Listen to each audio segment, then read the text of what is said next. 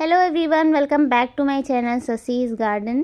तो 2-3 दिन लगातार बारिश होने के बाद आज धूप निकली है और धूप निकलने के बाद आप देख सकते हैं किस तरह से ये गजानिया के फ्लावर खिले हुए हैं। कई दिनों से बिल्कुल भी धूप नहीं मिल पा रही थी पौधों को, और ये जो फ्लावर होते हैं धूप में ही इस तरह से विंटर्स में खिलते हैं और बहुत अच्छे से इसमें फ्लावरिंग हो रही है। बहुत सारी कलियाँ अभी भी हैं ऐसी जो अभी तक नहीं खिली हैं।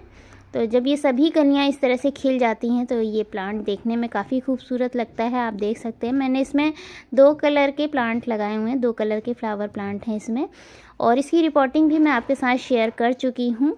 और ये विंटर सीज़न में बहुत अच्छी फ्लावरिंग करता है। इसी तरह से ये नर्सरीज़ में आपको 20 रुपीज़ में मिल जाएंगे। इसका एक प्लांट आपको 20 रुपीज़ का मिल जाएगा और बहुत सारे इसमें कलर आपको नर्सरीज़ में मिलेंगे। मैंने इसे 6 से 7 इंच के प्लांटर में इस तरह से लगाया हुआ है।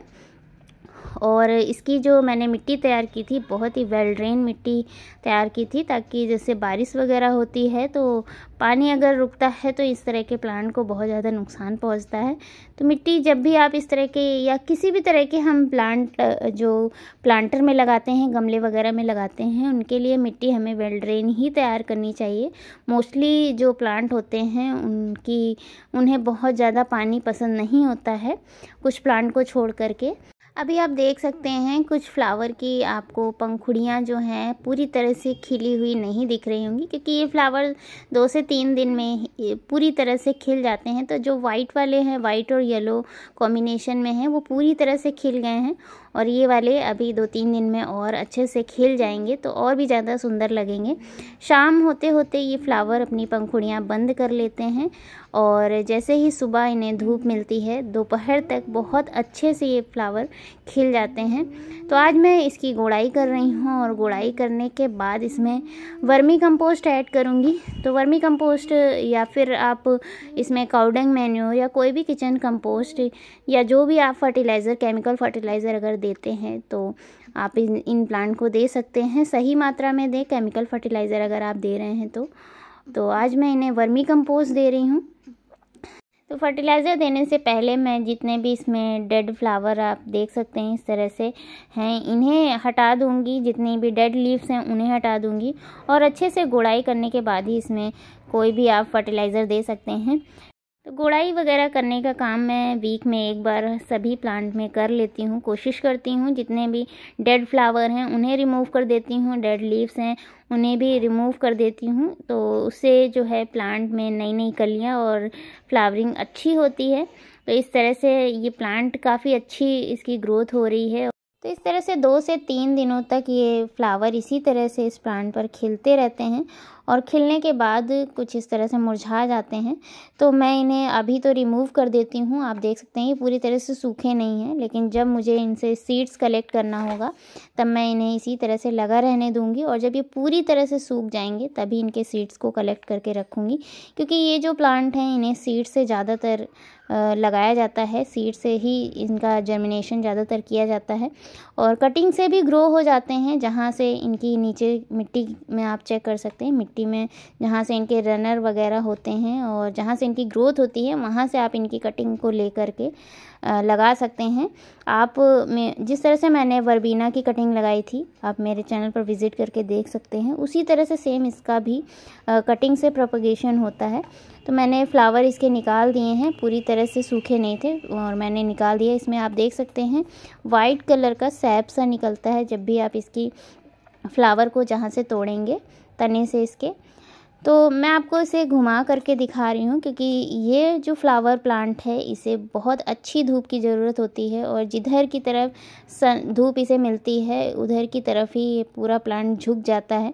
तो ये पीछे की तरफ का साइड है गमले के, जहाँ पर आप देख सकते हैं पत्तियाँ भी कुछ सूखी दिखाई दे रही हैं, और प्लांट की जो ग्रोथ है वो इस साइड बिल्कुल भी नहीं है। प्लांट का जो डायरेक्शन है वो पूरा सन की तरफ झुक गया है। तो इस तरह से इस प्लांट को आप ऐसी जगह पर रखें जहाँ पर इसे चारों तरफ से धूप मिल रही हो, या फिर आप गमले को इस तरह से घुमा सकते हैं। आप इस तरह से डायरेक्शन चेंज करते रहेंगे तो पूरे प्लांट को चारों तरफ से धूप मिलती रहेगी, और ये चारों तरफ से आपके प्लांटर में फैलेगा। इन प्लांट की बहुत ज़्यादा रिक्वायरमेंट नहीं होती है, इन्हें बस अच्छी धूप मिलती रहे, समय पर आप इन्हें पानी देते रहें और खाद वगैरह देते रहें तो ये बहुत अच्छे से इसी तरह से फ्लावरिंग करते रहते हैं। अभी कुछ दिनों पहले ही मैंने आपके साथ प्याज के छिलके से बनाया हुआ फर्टिलाइज़र शेयर किया था, तो वही फर्टिलाइज़र मैंने इन प्लांट को भी दे दिया था, फ्लावरिंग प्लांट को भी। तो आप देख सकते हैं इसमें बहुत अच्छी फ्लावरिंग हो रही है। अभी भी बहुत सारी ऐसी कलियां हैं जो खिली नहीं हैं, कुछ दिनों बाद मैं आपको दिखाऊंगी। ये पूरा ही प्लांटर जो है फ्लावर से भर जाता है। तो इस तरह से आप बदल बदल कर अपने प्लांट को खाद वगैरह दे सकते हैं। आज मैं इसमें वर्मी कंपोस्ट डालने वाली हूँ। अभी कुछ दिनों पहले ही मैंने आपके साथ शेयर किया था, मैं वर्मी कंपोस्ट जो है नर्सरी से ले कर के आई थी। तो इस तरह से मैंने मिट्टी की गुड़ाई करने के बाद मिट्टी को कुछ 1 से 2 इंच तक इस तरह से निकाल दिया है। उसके बाद मैं इसमें 1 मुट्ठी इस तरफ डाल दूँगी और दूसरी तरफ भी इसी तरह से मिट्टी को बाहर निकालने के बाद वर्मी कंपोस्ट डाल दूँगी। वर्मी कंपोस्ट का भी रिज़ल्ट काफ़ी अच्छा मिलता है प्लांट पर, वेजिटेबल प्लांट हो या फ्लावरिंग प्लांट हो, बहुत अच्छा रिज़ल्ट मिलता है।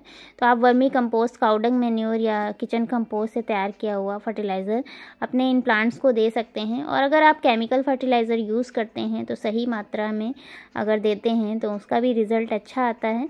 फ्लावरिंग प्लांट पर आप केमिकल फर्टिलाइज़र यूज़ कर सकते हैं। मैं मोस्टली जो है ऑर्गेनिक फर्टिलाइज़र ही यूज़ करती हूँ। तो इस तरह से ये पीछे की साइड है, इसे भी मैं अच्छे से गुड़ाई करने के बाद, मिट्टी को निकालने के बाद इसमें भी फर्टिलाइज़र इस तरह से वर्मी कंपोस्ट डाल दूँगी। तो इस तरह से 7 इंच के प्लांटर में मैंने 2 मुट्ठी खाद ऐड की है। 2 प्लांट लगे हैं और 2 मुट्ठी खाद पर्याप्त है इतने बड़े प्लांटर के लिए। और वैसे भी ये ऑर्गेनिक फर्टिलाइज़र है, अगर थोड़ी बहुत मात्रा ज़्यादा भी हो जाती है खाद की तो कोई भी साइड इफ़ेक्ट नहीं होगा प्लांट में। तो बाकी की बची हुई मिट्टी मैं इसमें ऐड कर दूँगी। तो इस तरह से आप जब भी फर्टिलाइज़र दें अपने प्लांट को तो उसके बाद वाटरिंग ज़रूर करें, और वाटरिंग इतनी ही करें कि ड्रेनेज होल से पानी आपका ना निकले। क्योंकि अगर आप बहुत ज़्यादा पानी दे देते हैं तो जो भी आपने फर्टिलाइज़र दिया है अपने प्लांट को, उसके जितने भी पोषक तत्व हैं फर्टिलाइज़र के, वो सारे पानी के साथ निकल जाएंगे ड्रेनेज होल से। तो पानी इतना ही हमें देना है कि ड्रेनेज होल से पानी ना निकल पाए। मैंने ये प्लांट अपने गार्डन में फ़र्स्ट टाइम ही लगाया है और इससे मुझे बहुत अच्छा रिज़ल्ट मिला है। बहुत अच्छी फ्लावरिंग मुझे इसमें देखने को मिली है। और नेक्स्ट ईयर मैं इनके सीड्स से इनके कई सारे प्लांट और तैयार करूँगी। नर्सरी में इसके कई सारे कलर ऑप्शंस मिल जाएंगे आपको और बहुत ही कम रेट में मिल जाते हैं प्लांट।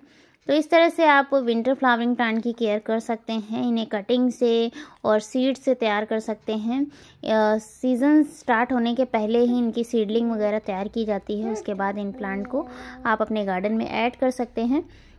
तो अगर आज का मेरा ये वीडियो आपको पसंद आया हो तो प्लीज़ मुझे कमेंट करके ज़रूर बताइएगा। चैनल पर नए हैं तो चैनल को सब्सक्राइब करके बेल आइकन को ज़रूर प्रेस कर दीजिएगा।